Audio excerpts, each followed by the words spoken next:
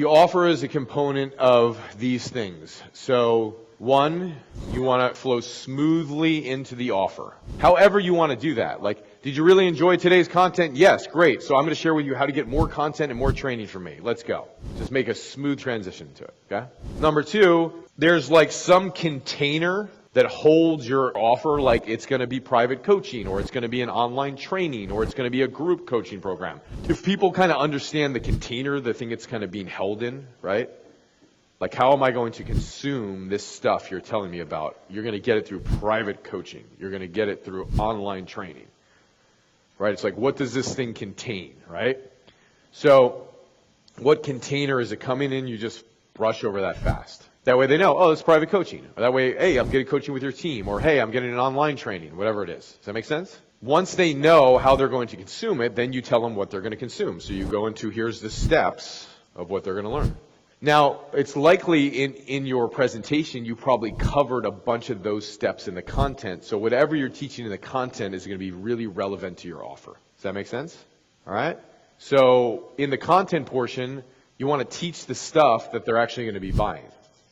So that way when you go into the offer, you don't have to go over it so many times and be like, here's all the things that you got. If you did a really good job of teaching the stuff, they're like, I want this stuff. They already know what's coming. You tell them, hey, all the stuff I just taught, this is what you're going to get. So you can be as specific in the steps as you want and go into like the detail of 7 steps. You can break down what you're doing in 3 to 4 steps, whatever is easier for you. I find if you go through 7, it gets really boring. Now, the engineers in the room are probably like, no, tell me all 7, you know? So it's just different strokes, right? So you may have to do that in certain situations to go through everything. So if you're going to go through it, break it up with success stories of other people so you can break up the monotony of step 1, step 2, step 3, you know? Make sense? So it depends. If you are like a very methodical type person in your delivery, you would want to go through 7 because that feels good to you. If you're not as methodical, you sum up your 7 things into 3 main points and you hammer those points, hammer those points, hammer those points. Just the steps. Steps or the outcome. I mean, really the steps of like, hey, I'm going to teach you how to create a message, right? Or, hey, I'm going to teach you how to craft your story. Or, I'm going to teach you how to build your presentation, like things like that, you know? And you could say, like, I'm going to teach you how to craft your message so you can have this, whatever the outcome is, you know? And that would be probably a better way to do it, okay? So you go into the steps, okay? So steps 1 through 7, steps 3 through 4. Then you go into the steps, and of course, within the steps, you're dripping the testimonials, right? So you're putting the success stories in there. And then when you go through the steps, you want to then eventually go into the pricing. So you'll go into the value of all this stuff because it kind of makes sense, like, hey, I just talked about all this stuff.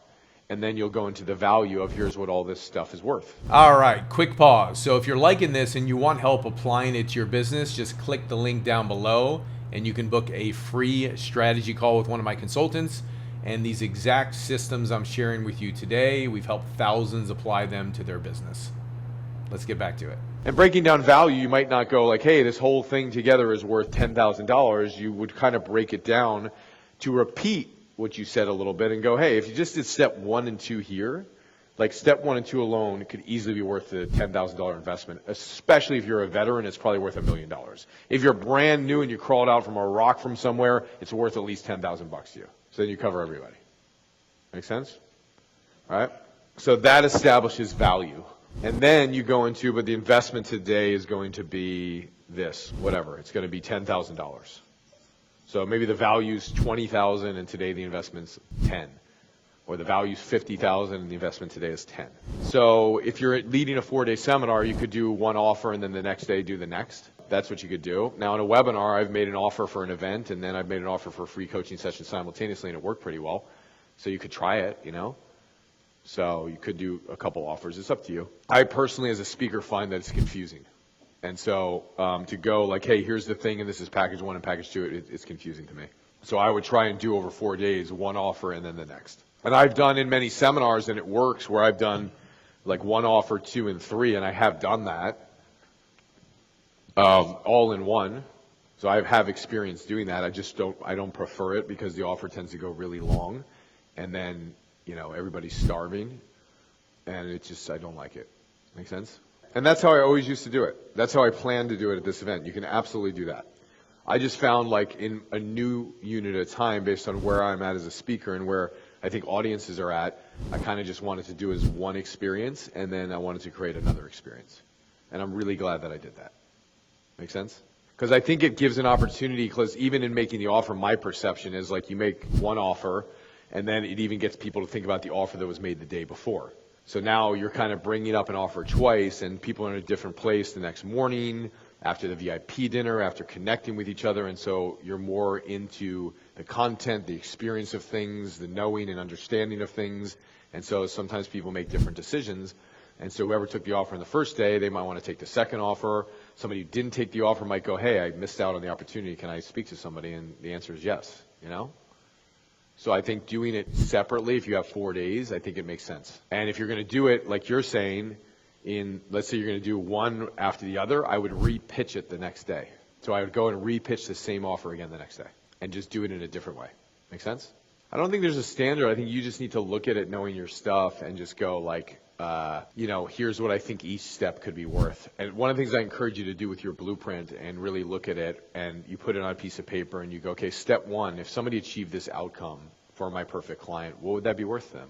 And some things you can put a tangible monetary value on, and other things you would just be like, you have to estimate, okay, they'll have a better relationship. Great, what is that worth? And to that person, depending on the perfect client, you could assess and go, hey, that person who's making $250,000 a year has a better relationship.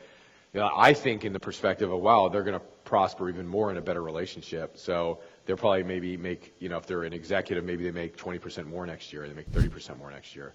Maybe they're an entrepreneur and they're a better relationship, they might double their income, So I always equate stuff of like anything in my life would actually either make my business better or worse. If I'm healthier, my business would get better, right? If I have better relationships around me, my business would get better. So if I'm teaching business, I'm thinking about that for the customer. And whatever you're teaching, if you're teaching leadership, you can equate that to how that improves their life. So the key when you look at pricing, you could look at multiple outcomes of how that actually impacts somebody. So the direct outcome that you're giving might be worth this, but if they get that outcome in their business, how does that then affect their family? If they get that in their family, how does that then affect their groups? And you could literally look at the ripple effect, right? Let's say you become a speaker and then you're up on stage and your kids are in the room. Like, what's that worth? $1 billion? Really? Right? So like those types of things, those intangible things, you have to think about as well. And so you could put your pricing up and you could say this thing's worth, $1 million. And the key is to kind of put it in some reality of what the audience can have, because you could think to you it's worth $1 billion. You could think it's worth $10 million. I think the seminar experience itself, to do a seminar like this, is worth $10 million. I truly believe that. I don't even think you could put a price tag on what it's worth. That's how great of an experience it is. So, but if I said that in front of an audience as I'm making a pitch, they'd be like, $10 million, right?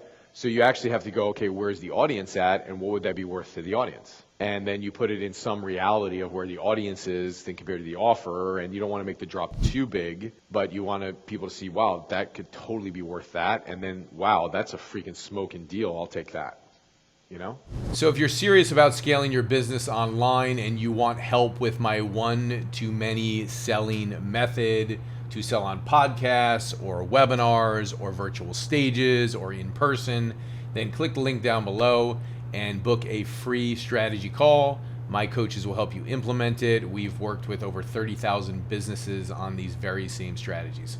Click it down below and go book. See you soon.